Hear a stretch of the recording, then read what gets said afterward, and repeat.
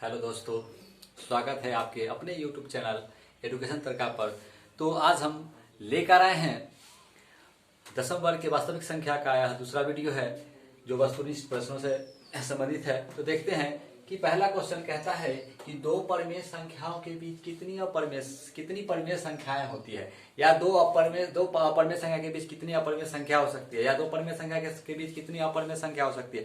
कुछ भी ऐसा क्वेश्चन रहे तो ध्यान रखना, उसमें सीधा अनंत मार देना है। लेकिन कैसे हो सकता है वो ध्यान रखना है।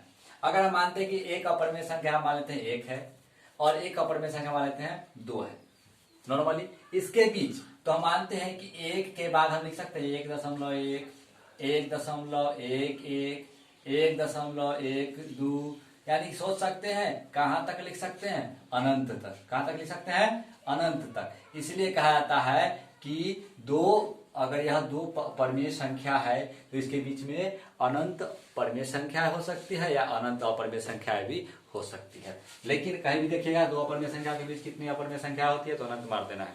ठीक, अगला आते हैं, देखते हैं 0 और 50 के बीच विषम संख्याओं की संख्या। देखिए 0 और 50 पहले समझिएगा, 0 से शुरू करना है कहां तक, 50 तक। 0 हो गया, 1 हो गया, 2 हो गया, इस प्रकार से डॉट कितना तक, 50 तक। अब आते हैं 0 से 50 तक। सबसे पहले बात ध्यान रखना है, 0 से 50 तक। तो 0 से 50 तक मतलब न ही 0 आएगा और न ही 50 आएगा। किसी इतना से इतना के बीच जब बोले कि 0 से 50 तक मतलब 50 आएगा, लेकिन बोले 0 और 50 के बीच, 0 और 50 के बीच मतलब न ही 0 आएगा न ही 50। अब आते हैं कि हम मानते हैं कि 0 नहीं आएगा तो मानते हैं 1 से 50 तक।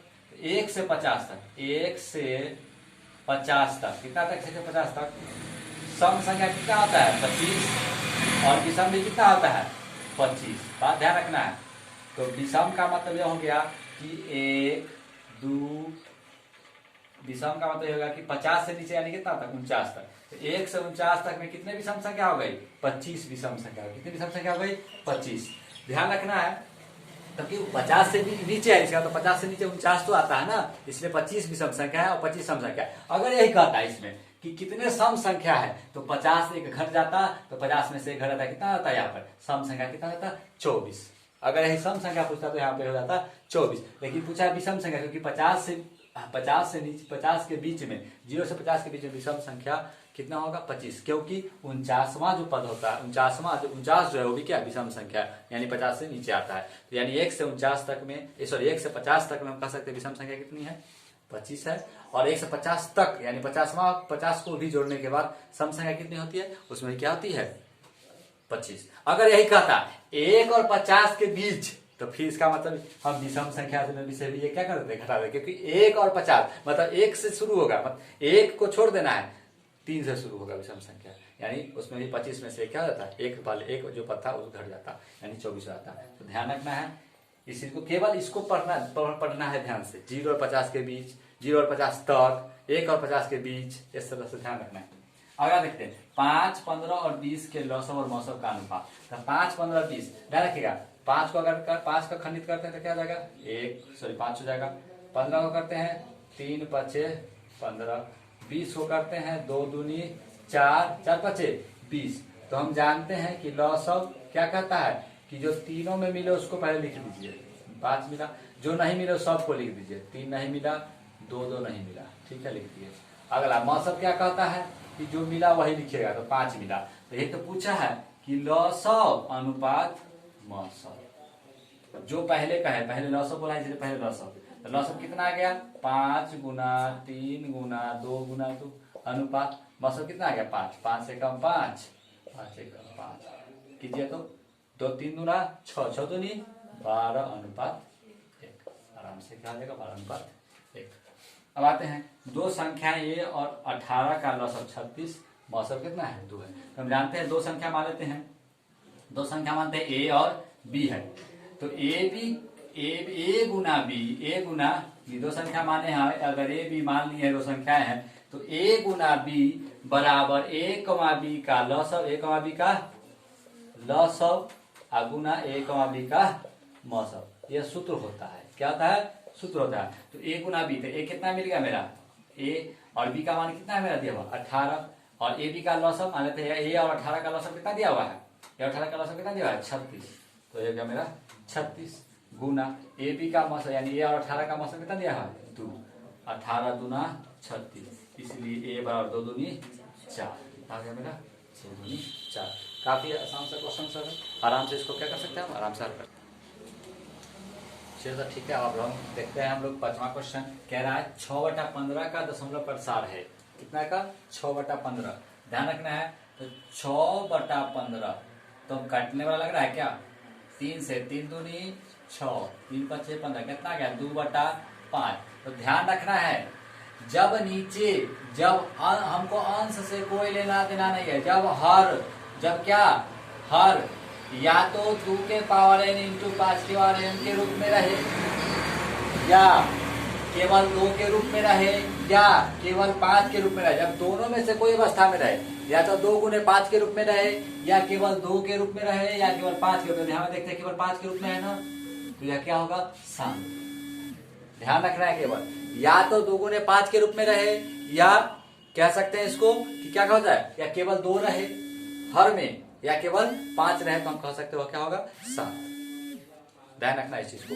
लेकिन 2 × 5 या 2 × 5 या केवल 2 या केवल 5 के अलावा कोई अन्य संख्या आता है तो अशांत नहीं होगा। लेकिन अगर कट जाए तो शांत होगा। जैसे कि यहाँ पे हम 3 × 5 = 15, 3 × 5 होता है, यहाँ पे क्या होता है अगर हम मानते हैं ऐसे 3 × 5 तो यह जाएगा 3 × 5 = 15। देखिए 3 × 5 के रूप में है, तब कह देंगे नहीं ऐसा नहीं। हम इसको देखते हैं कि कटने वाला है या नहीं, तो 3 दूनी 6 कट गया, इसके कारण हो गया। अगर नहीं कटता यही तो यह क्या हो जाता अशांत हो जाता है। नेक्स्ट क्वेश्चन, इनमें किसका दशमलव प्रसार क्या है शांत है। तो सबसे पहले ध्यान रखना है शांत दशमलव का मैंने जस्ट क्या बताया, जैसे ही ध्यान रखना है या तो हर वाला को देखना है, हमको अंश से कोई मतलब नहीं है। कब, जब कटने वाला ना हो तो पहले ध्यान रखना है। कटने वाला तो पहले उसको काटना है। तो नीचे देखते हैं, इसको तोड़ते हैं 2 दूना 4, 4 दूना 8, इसको तोड़ते हैं 3 × 5 = 15, इसको तोड़ते हैं हो जाएगा 7 × 7 × 7। इसको भी तोड़ेंगे तो कुछ ना कुछ समथिंग 2 गुना ऐसे कुछ आएगा। तो ध्यान रखना है। तो हम देखते हैं कि केवल किस 2 के रूप में कौन है, यही है। तो हम समझ जाएंगे कि यही क्या है शांत है। बाकी सब क्या होगा अशांत, क्योंकि हम देख रहे हैं कि अभी 3 × 5 के रूप में क्या हो गया कटने वाला नहीं है, ये भी क्या हो गया अशांत। ये भी 7 का क्यों है, ये भी कटने वाला नहीं है, ये भी क्या हो गया अशांत। इसको भी तोड़ेंगे तो निश्चित रूप से कोई बड़ी संख्या आएगी। ठीक है, देख लेते हैं अगर हो सकता है ऐसा 15 36। अगर हम 2 से लगाते हैं 2 × 7 = 14, 2 × 6 = 12, 2 × 8 = 16, फिर 2 से लगाते हैं तो कितना लगा 2 × 3 = 6, 2 × 8 = 16, 2 × 9 = 18। फिर देखिए अब 8 × 3 = 11, 9 = 20। अब लगने वाला ही नहीं है ऐसा कुछ। तो निश्चित रूप से हम कह सकते हैं कि 2 × 3 = 8 9, यानी हम कह सकते हैं यह संख्या जो है 1536 जो है डिवाइडेड नहीं है, यानी 2 × 5 के रूप में नहीं है। अगर यही 2 × 5 के रूप में रहता तो यह भी क्या होता शांत।